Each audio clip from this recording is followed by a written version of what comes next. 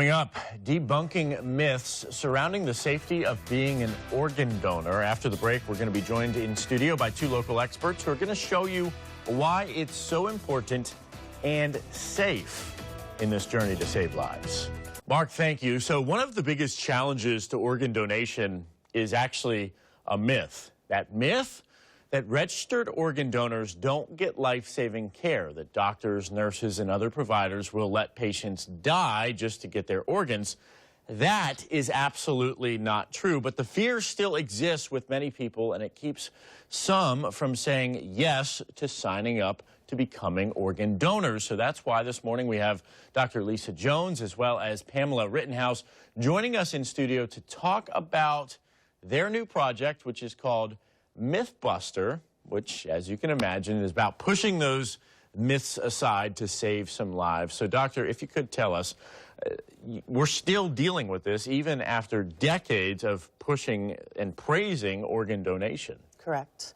It is a myth that when you are an organ donor, that little card or that little symbol of a heart that's on your driver's license, that if you come in and you need my attention as an intensivist, if you're critically ill, that I will not provide you the excellence of medicine, of care that we can provide at the University of Florida down here on 8th Street at Jacksonville. We provide excellent care to everybody, and it would never be a border or a barrier of us not providing excellent care just because you're an organ donor.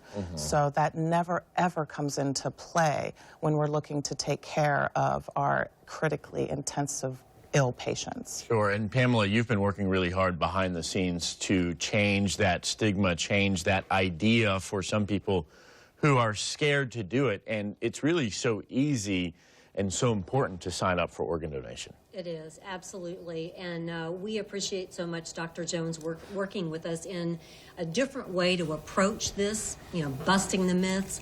And Dr. Jones, along with 3 other providers at UF Health Jacksonville who help patients who come in critically ill or critically injured, have agreed to step up to our video cameras in this unpaid organic effort.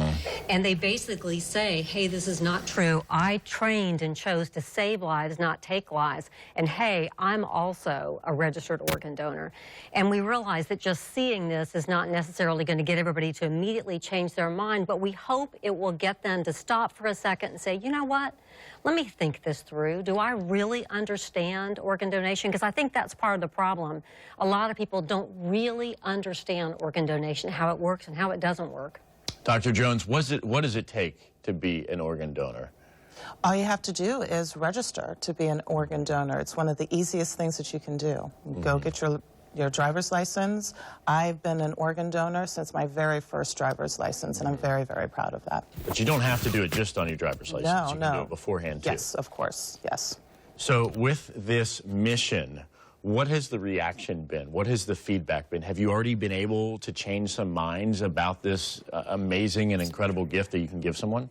Well, and Vic, we hope to know soon, but what we decided to do was to launch this campaign now on your program. So we literally, truly are just getting started. And so we hope in the days and weeks and months to come to be able to respond to comments that we see, no matter how challenging or how questioning they are, so that we can just help people understand and tell them things that they may not know. For example, hospitals, doctors and nurses, hospitals, they are not even allowed access to the nation's organ donor registry. When you come in as a patient to a hospital, they don't know whether you're a registered organ donor or not. They're not interested in finding out anyway. That's not what they're about.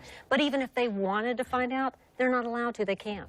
So very important. Such a great message. Thank you so much. And I know it's, really important to be able to have these parents teach it to their children, because when I turned 16, I got my first driver's license. It was a no-brainer. I just decided to go with that because my parents instilled that in me. So thank you so much for what you guys are doing in the community. If you want to find out more information, where do you go?